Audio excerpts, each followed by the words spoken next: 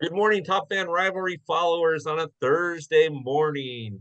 How is everybody doing? I brought back some of my fellas, some of my favorite guys out there in Philly. They're starting early. They're starting early today. So, Yeah, it's what can you Phillies. say? I brought Brett and Oscar back. Man, these guys are going to tell you a little bit about what they're doing. What's up, fellas? How you been? Bill, how you doing? Bill, what's going on, man?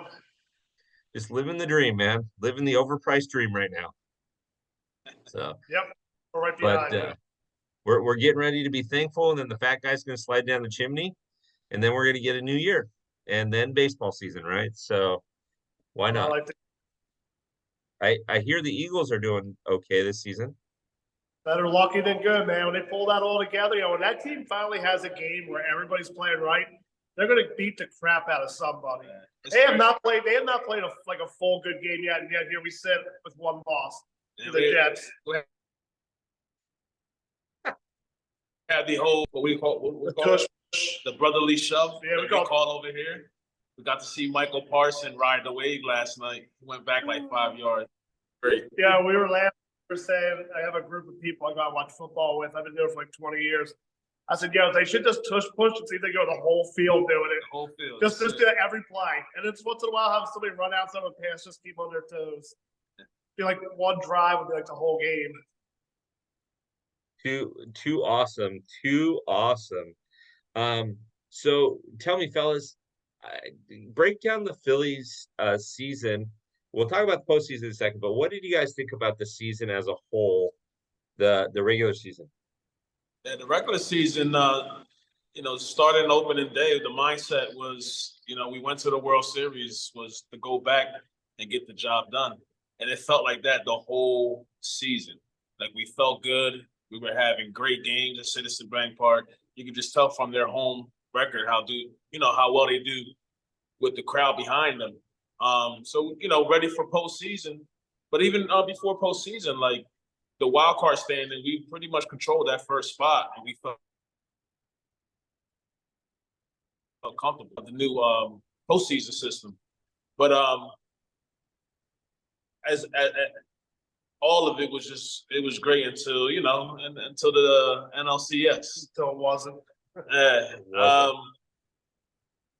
To be honest with you, this is probably the first time I'm talking about it publicly, and but I'm still a bit disappointed. I was at a Flyers game over the last week, and in my mind, I was just thinking about the Phillies across the street. Like I should have been ready for Game 2 of the World Series in Philadelphia. Yeah. Well, go ahead, Brett. I'm sorry. No, I was just gonna kind of jump in on that. Like when the Phillies season ended, my mind was not ready for it to be over. Like I remember it ended, and I was just like, I didn't know what to do. And people be like, "Oh, sorry about your Phillies." Even tonight, I went to go vote, and the person at the desk was like, "Oh man, you recovered from the Phillies with somebody I knew." I don't really feel like talking about it because it's like it was a good battle. We lost Reese Hoskins before the season even started for the whole season. We were there for that game too. Oh, it was terrible, man. Yeah. And then we had already lost Bryce, but we knew he was coming back, so we knew we had to weather the storm. With Hoskins going down, I was like, oh. It was weird. There was a lot of talk in the offseason. Was this the 93 Phillies or the 07 Phillies that we got in 2022? Was this a one and done or beginning of like a tear that's going to lead us to another World Series? So, when we started like that, then it was like, well, who the hell's going to play first base? And then when Harper came back and they're like, he's going to play first, we're like, dude, man, come on. But everything was working. Like we kind of played when we needed to until, when we didn't in the one series versus the Diamondbacks. But I just feel like there was times in the season where there was long lengths in the season where Trey Turner was playing like crap. But then, Jack Fritz saved the day. But then it was his turn to come on. There was a time where Kimball was lights out. I don't want to hear that, but he was our all-star. There was a time where he did great. And somebody in the Phillies organization told us one time, they're like, they don't go out there and want to suck. Like they don't, like they feel bad about it. Like trust me, they're not happy about it. Like, as fans are just like, blah, blah. But baseball aside, it was also cool because we get to see our people, including meeting you guys, including meeting you this summer. And then I remember we went where the vet used to be, and we met that other lady who I'm still friends with on Instagram, and we all hung out and talked. And you and Oscar, you guys went around the city. We met these Japanese guys. I think you were there for that. People from Oakland came out. I mean, Great, for great us, time. for us, the Phillies game is also like a social event, and also like it's like a movement, like the Phandemic Brew a little bit. Like it's kind of like It's like going to happy hour after work. yeah, exactly. And Yep. shoot the shit with your friends. That's exactly the way. Happy hour. Yeah. That's exactly. Well, we're gonna get to that in a second. That's exactly how I describe it though to people, and it's funny because I tell people that I call Oscar Damas because Brett, when we were touring the Hall of Fame area, Oscar looks up and it's the ninth inning, and it's like 2 outs in the top of the ninth, and he goes, "Oh, we got to go back up to 3-1. We're gonna get a walk off here." And you guys are down like 2-0 or by 2 runs or something, and he's calling a walk off, and sure enough, you guys walked it off that night. And I'm like, "What is this guy got Gray Sports Almanac in his back pocket or something? What's going on?" That's how much that team was gelling, man. And what I noticed this year was, we watched a lot of baseball with a lot of younger kids, and in 1993. What that did for me and Brett as kids, it's probably the best season for us. But it was the biggest heartbreak too. And we've been through the heartbreak already. And then right after that game at NLCS, it was just like I'm walking home like, all right, just another season next year, fellas. And see the younger people around us really hurting and have the tears in their eyes. It's like it brought me back as a kid. I remember that first hurt, and that's what they felt. Yeah, like after '93, I was in high school. I had big plans for that. Pretty much after that, I was good to go, man. These losses, like, they suck, man, but they're not heartbreaking anymore. A picture just came up like 2 days ago. It was me, you, and Jeffrey Mitchell. Jeffrey Mitchell's a friend of ours from the Union, and we went there to watch them play LA in the finals. And when the Union lost, I said, "Oh shit, this is gonna be like the worst day in Philly sports ever," because the Phillies are definitely losing now too.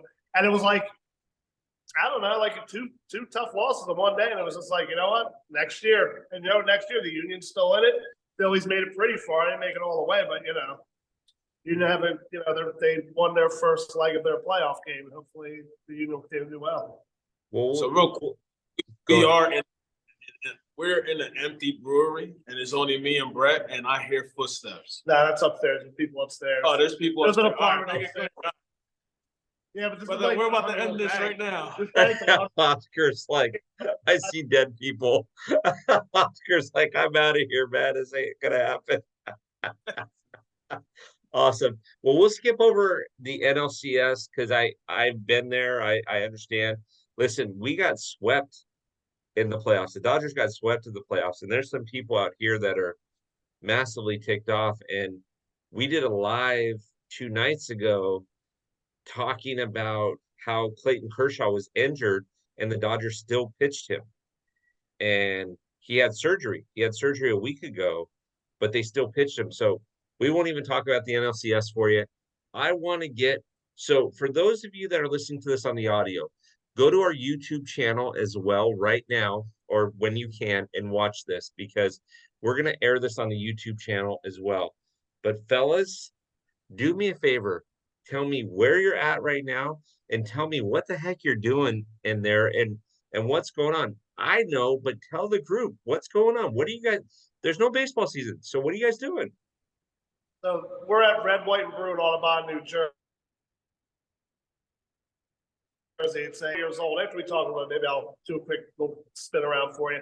But anyway, it's a brewery now. They're closed on Monday and Tuesday. So we've talked about doing podcasts here for. They brew our beer. So Nick, who was here earlier, we got friendly with him last year. And I said, we should do a beer. So we have a beer, and it's called the Phandemic Brew. And Oscar's drinking it right there. And we partnered with this guy, Greg, over at Brotherly Life. You guys should all follow him. He's actually a West Coast guy, too. He's originally from around here, but he lives out in, where does he live? Is he out by LA? Nah, more up northwest. Or was it San Diego? No, I think it sounded like San Diego. Whatever. Nah. Anyway, so we had done some stuff with him before, like, just kind of hung out with him. He did a little thing, so we had him design this can for us. And Nice. me and Oscar, we made a lot of friends around the stadium over the years, and one of them was a higher up for Aramark, who is the concession people. I don't know if they run them out there, if that's a local thing. They are like in every stadium. All right, so he's in charge like the Aramark for the Cincinnati Park, and he's a good guy, man. I talk to him all the time, and I said, "Yo, what do I got to do to get the beer in the stadium?" He's like, "Yo, give me a call." So we were able to buy our beer. Oscar referred to me like a happy hour. Now we have beer to drink. Because we don't usually drink when we go to the games too much, to be honest with you. Once that Phandemic Brew came, there's a lot more drinking going on. Definitely a lot more drinking. But yeah, I mean, the Phillies have a tree lighting on November 25th, and we're going to have it like the Main Street here, and we're going to be collecting non-perishable food for there's a group in town called Audubon Peer to Peer, and they are like a food pantry for the town. They also help people get jobs and things like that. So if you want to donate Audubon Peer to Peer, it's a great organization.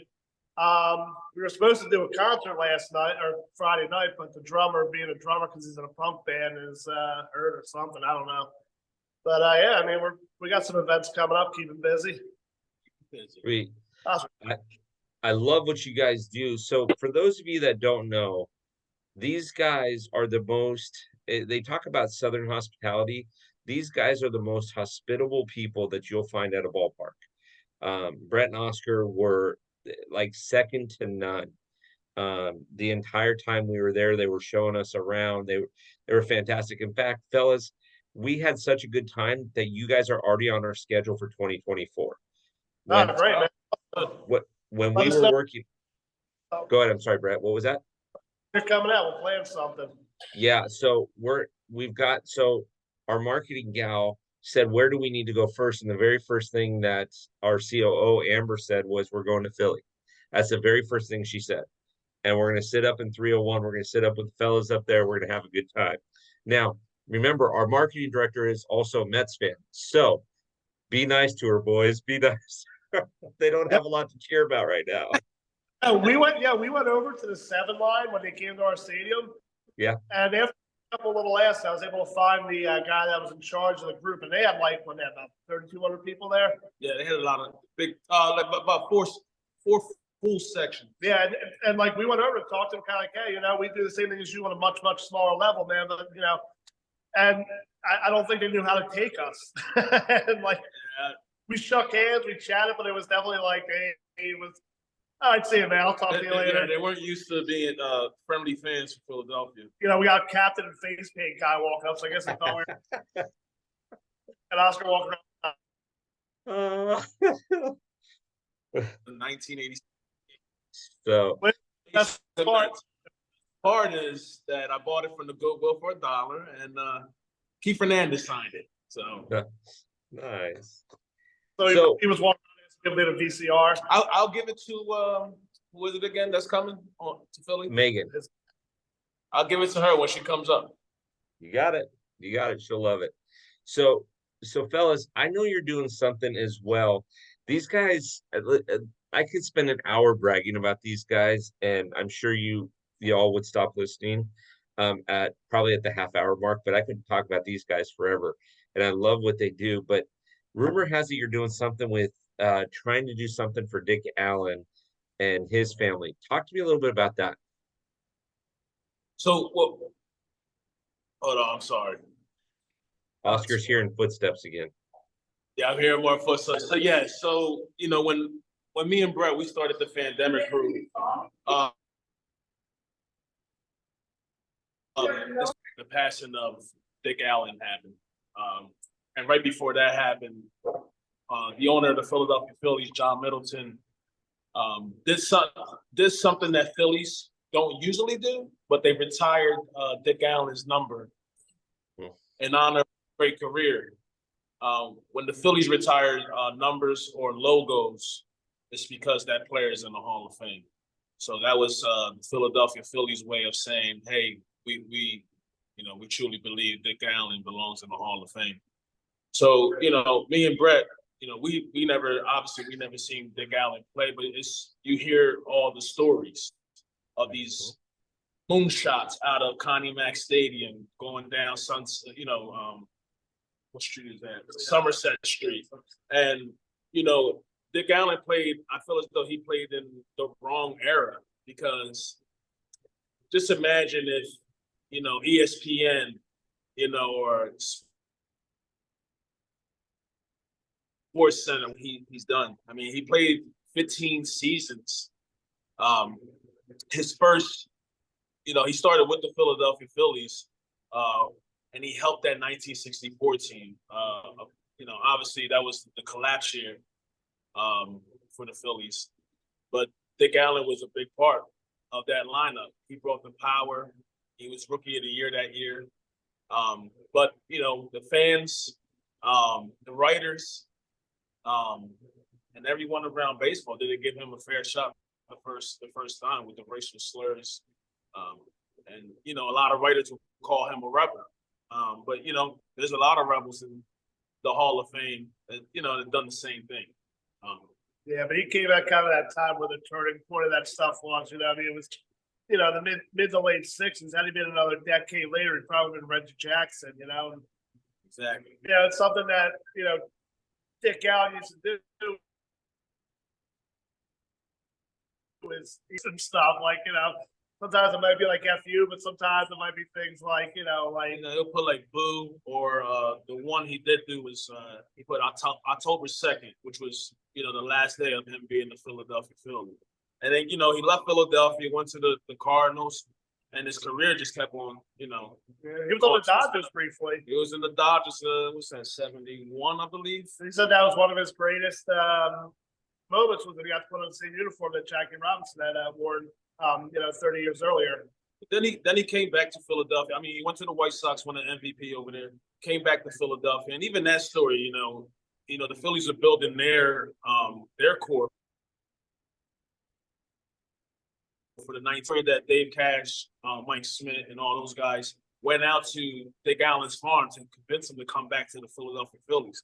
And and Dick Allen would tell you himself, you just go look at the videos on YouTube. It's like there was never a chance for him coming to Philadelphia because of his first stay over here. But he did come back. He did come back. Their run 76, and he did help those guys. But if you look at his numbers from 1964 to 1974, he's up there with all the greats when it comes to on base percentage and batting average. Even though batting average is a number that's dying now. But at that time, and the pitchers that he was going against, putting up those numbers, Dick Allen belongs in the Hall of Fame. Exactly. Some of the best pitchers. Some of the Phillies do when you go to the Hall of Fame is they put a statue out for you. Yeah. For the most part. For the most part, yeah. There's no Chuck Clyde statue, which maybe next. But anyway, sorry, notification pause. So we thought, Dick Allen deserves a statue. They named the baseball field for him right around the corner. Because originally we were talking about, let's get a statue for Dick Allen, and let's put it where Shad Park used to be, where Connie Mack Stadium used to be. But it's kind of like in a place where, even though, if you're not from the neighborhood, you're probably never going to see or know it's there. So we're thinking about, it'd be cool to put it right where his field is, to do a statue for Dick Allen. So that's our next project. We're trying to raise funds to get a statue for Dick Allen. I mean, we're in the very beginning stages, but we talked about Phandemic Brew is more than just one beer. We've actually had two different versions. We're thinking about doing a version and possibly, donating the proceeds towards a statue. We're thinking about what we can partner up with the Phillies with. And anybody else out there. I mean, hey, Dodgers fans, White Sox fans. White Sox fans. That's your boy too. What weird team was he on? He was on another weird team. St. Louis. In the minor leagues, he was the first, African Americans down there in Alabama. So he went through all that hardship down there, and then coming up and getting the same thing. Yeah, Major League Baseball. There's a great book about him called Crash. I read it when I was 12 or 13. My dad had it, so I just picked it up and I would read it, and been a big Dick Allen fan ever since. And some of that stuff you don't hear about. So he passed away. We want to try to keep his memory alive, and we're also with the publicity. We'll also get him into the Hall of Fame. You know, if they see grassroots movement, because he really does belong there. Everything about some of the other people in there, his numbers are comparable, you know, to his peers and to other, you know, to the ensuing decades. My favorite memory, one of my favorite memories of all this was we got to see Dick Allen when he was leaving and say bye and thank you. We were probably the last fans he ran into and talked to because it was during the pandemic. Yeah. And we were, you know, it was cool. I remember we all like rushed down when he was leaving. And we're like, you know, a bunch of like Sandlot kids or something. Yeah. Definitely a cool moment. So Yeah, that's what we want to do is, you know, just to raise the awareness of his career, and do good things around it. We'll get a statue, do some fundraisers around it, like Brett said, you know, try to, you know, work a beer or some merch or whatever we have to do to get this statue done. And, you know, the target date, you know, the All-Star game is coming to Philadelphia in 2026. So we have some time. We want to get it around that week. Yeah, or like around that area. You know, we definitely wanted to be there for that point. You know, Veterans Committee, put them in. I know all the veterans to this podcast. Yeah, unfortunately those boys keep calling me, but I keep sending them a voicemail. How much do you think the statue is going to cost? We got one quote for So we got one quote for 74 grand. But again, and this is, but we're still doing our research. We want to try to find a local artist that has the same as us. Because we found a local artist, but they're so busy they wouldn't be able to do it for years. And they gave us some other artists who I don't even know if we had, you know, that we're still, you know, vetting and got to figure out what's what. Because the one we found was out in Utah. We're not opposed to that, but you know what I'm saying. It would be cool if we could find like a local artist, or we're trying to get in touch with the family and see maybe they might know somebody that, you know, that they trust or know. Because we've talked to the family before, and they're all very much like, you know, let's, you know, keep, you know, our dads or, you know, whoever's our family member's name alive. You know, as fans, we want to keep it alive, and as families, they want to keep it alive. So, and I just think it's our duty for doing it. We're doing it for, you know, Brett's father. Like gave up on the fight. Not that it's saying that they gave up on the fight, but hey, we're still here and we're going to fight for you guys. Just like I want the future fan base to do it for us when Jimmy or Chase Utley or Ryan Howard's fighting for a spot in the Hall of Fame. Yeah, my dad would always talk about guys like Johnny Calson and Tony Taylor. You know, they're all gone, and like, you know, we kind of know, but like, you know, Dick Allen was another one. You know, like I said, he had that book Crash. That's how I learned about him. You know, so it'd be cool for some of that generation that's, you know, getting up there a little bit, but that was their 64 Phillies. That was their heartbreak. That was their intro to this. I think after that they were reviewed, you know, but then they got the thrill of 1980 to go with it, you know, and then, you know, the ensuing years since. Yeah. So offline, fellas, I got some ideas on how Top Fan can help. I think that there's some things that we can do to help that aspect of it. I think that that's phenomenal. And again, TopFanRivalry followers, this is exactly why I like these guys, man. It's not just about them. It's about building the community and keeping the community alive, and respect for the players that came before, the ones that we're watching now. I love the fact that you guys do that. That's amazing.